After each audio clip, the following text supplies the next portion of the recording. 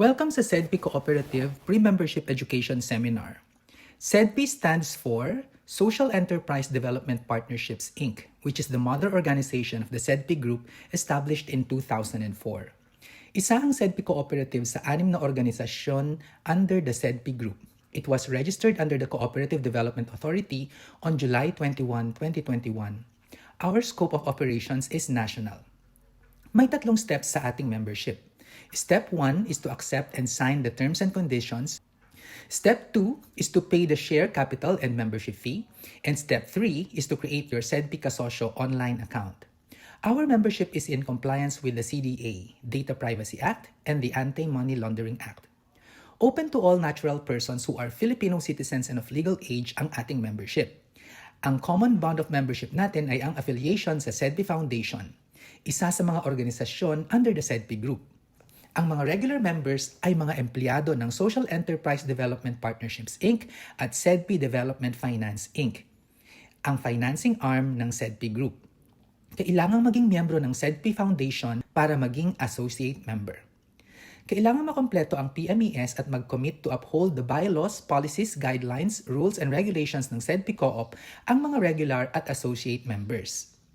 Ang mga requirements for membership ay ang mga sumusunod: approval sa application for membership, PMES certification of completion, at kailangang mag-subscribe at bayaran ng minimum share capital at annual membership fee.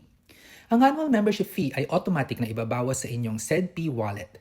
100 pesos ang membership fee ng mga members na may average daily balance na 100,000 pesos pababa and 500 pesos sa mga members na may average daily balance greater than 100,000 pesos. Ang presyo ng isang share capital ay 1,000 pesos. Sa mga regular members, kailangang mag-subscribe sa 20 shares at magbayad ng at least 5 shares. Sa mga associate members, kailangang mag-subscribe sa 4 shares at bayaran ang at least isang share. Walang member ang dapat magkaroon ng share na lalagpas sa 10% ng total subscribed share capital. Dapat ding sumunod ang mga members sa mga cooperative principles. Ang mga ito ay voluntary and open membership, democratic control, economic participation of members, education, training and information, autonomy and independence, cooperation among cooperatives, and concern for community. Ang vision ng SEDP Co-op ay empowered Filipinos worldwide supporting sustainable nano-enterprises. Samantalang ang mission ay to be a leader in mobilizing social investments and nano-enterprise development. Ang mga sumusunod ang ating values: social and solidarity economy, diversity and inclusion, rewarding performance for social good, honesty and transparency. May 3 tayong programs: Usapang Pera, SEDP Kanegosyo, and SEDP Kasosyo. Usapang Pera ang flagship financial education program kung saan humigit kumulang 3 milyong tao na ang nakinabang.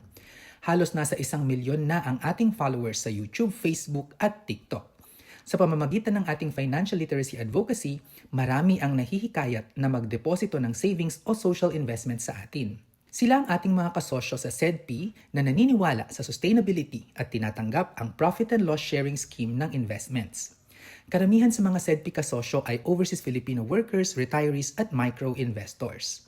Sa ngayon, nasa 2,500 ang active social investors ng SEDP Kasosyo na may pinagsama-samang 88 million pesos in joint venture savings.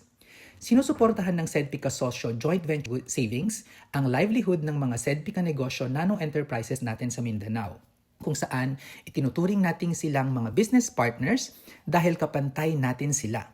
Sa pamamagitan ng joint venture agreement, ipinapakita natin sa kanila na narito tayo para sa ikauunlad ng kanilang buhay, hindi para lamang sila ay pagkakitaan. Alinsunod sa ating financial literacy advocacy, tinuturuan natin ang mga SEDP kanegosyong makaahon sa utang dahil naniniwala tayong mayaman dapat ang mga Pilipino sa ipon, hindi sa utang. Naniniwala tayo na hindi dapat natin ikayaman ang paghihirap ng ating kapwa. Kaya sa panahon ng kalamidad, pagkakasakit at kamatayan sa pamilya, hindi na natin ipinagpapatuloy ang pagtubo at pag-compound sa interes at lalong hindi tayo nagpapataw ng penalties. Dahil dito, imbes na interest, fixed service fee ang patong natin sa mga members. Dahil sa ating programa, umaabot na sa 20,000 ang mga members natin sa 16 na branches natin sa Mindanao.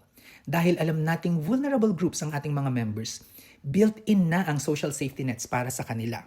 Ang unang social safety net natin ay ang partnership with government agencies para makakuha ng social insurance program sa SSS, Pag-ibig, PhilHealth at PSA ang mga members natin. Ang pangalawang social safety net ay ang Damayan Program na nagbibigay ng death, sickness, and funeral benefit assistance at ayuda bilang proteksyon sa kalamidad at sunog. Tao bago dokumento. Yan ang sinusunod natin sa Damayan Claims Processing. Hindi dapat pinag-aantay ng matagal ang mga members, kaya sinusubukan nating within 24 hours ay maibigay ang Damayan benefits nila. Simula 2017, aabot na sa halos 25 milyong piso ang naipamahagi nating tulong sa mga SEDPI Kanegosyo members. Ang pangatlong social safety net ay ang pagbibigay ng socialized housing. Mula sa mga barong-barong na bahay, gagawin nating itong matibay na kayang labanan ang lindol, baha at bagyo. Maglalagay din tayo ng farms para may karagdagang source of income ang mga members. Dahil dito, inaasahan nating lalago ang ating mga nano-enterprises. Magkakaroon sila ng socio-economic security, magiging active citizens at may kakayahang mag-ipon at gampanan ng kanilang joint venture obligations. Aasahan natin ang pag-ani ng social and financial dividend kung saan ang mga SEDPI Kanegosyo ay magiging middle class at ang mga SEDPI Kasosyo ay patuloy na ma-enjoy ang market rate return sa kanilang joint venture savings. Ito ang SEDPI model for nano-enterprise development. Congratulations! Dito nagtatapos ang ating PMES, pero asahan ninyong magsisend kami sa inyong email ng mga karagdagang impormasyon upang mas mapalalim ang ating relasyon. Para makumpleto ang membership application, tanggapin ang terms and conditions ng membership sa pamamagitan ng paglagay ng inyong online signature. After that, bayaran ang membership fee at share capital. Finally, gumawa ng inyong SEDPI KSO account para doon i-inform ang inyong deposits at i-monitor ang inyong account. Ang pagyaman na pag-aaralan at napagtutulungan.